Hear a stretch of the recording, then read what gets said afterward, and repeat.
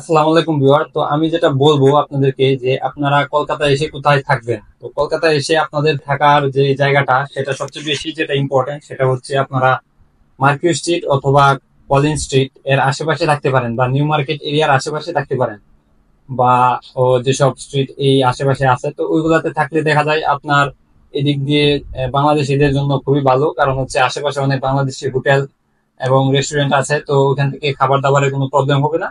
এবং বাংলা বলতেও কোনো প্রবলেম হবে না, কারণ কলকাতাতে সবসময় বাংলাই চলে, তারপরও বাংলা দিয়ে চলতে পারবেন, সমস্যা নেই।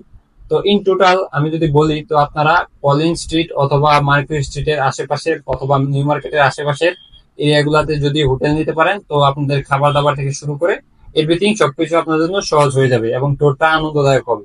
তো সবকিছু মিলে আপনারা এই এরিয়াটাতে থাকতে পারেন। এবং যদি অনেকে কম বাজেটের মধ্যে হোটেল চান বা যারা একা আসেন তো একার জন্য, দেখতে পাচ্ছেন আমি যে রুমটাতে আছি এটাতে আমি একা, তো সিঙ্গেল একটি রুম। তো এই রুমটাতে আমি আজকে 350 টাকায়, ইন্ডিয়ান টাকায় 350 টাকায় আমি একদিনের জন্য বুক করি। তো আপনারা চাইলে এসব রুমে থাকতে পারেন বা আর একটু বড় পরিসরে থাকতে পারেন। আমি যেহেতু একা তো আমি একদিন থাকবো, তো তার জন্য আর আমি এত বেশি কিছু না, আমি শুধু আজকে দিনটা এখানে থেকে আমি চলে যাব।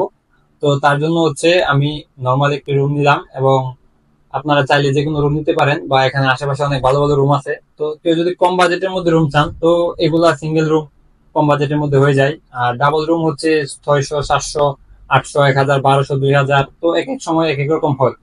তো আপনারা দেখে নিতে পারেন, সমস্যা নেই। আর যদি আপনারা এই এরিয়াটাতে থাকেন তো যারা হচ্ছে সিঙ্গেল থাকবেন, সিঙ্গেল রুমে থাকলে আপনাদের খরচটা কম হবে। এবং যারা 3-4 জন আসেন, তো 3-4 জন যদি আসেন তো দেখা গেল আপনাদের খরচটা এমনিতেই কমে যাবে, কারণ হচ্ছে 3-4 জন মিলে আপনারা একটা রুম বুক করলে আপনাদের পার পার্সন হয়তো 200, 300 বা 400 এরকমের ভিতরেই হয়ে যাবে পার নাইট। তো আপনারা এভাবেই থাকতে পারবেন নর্মালি।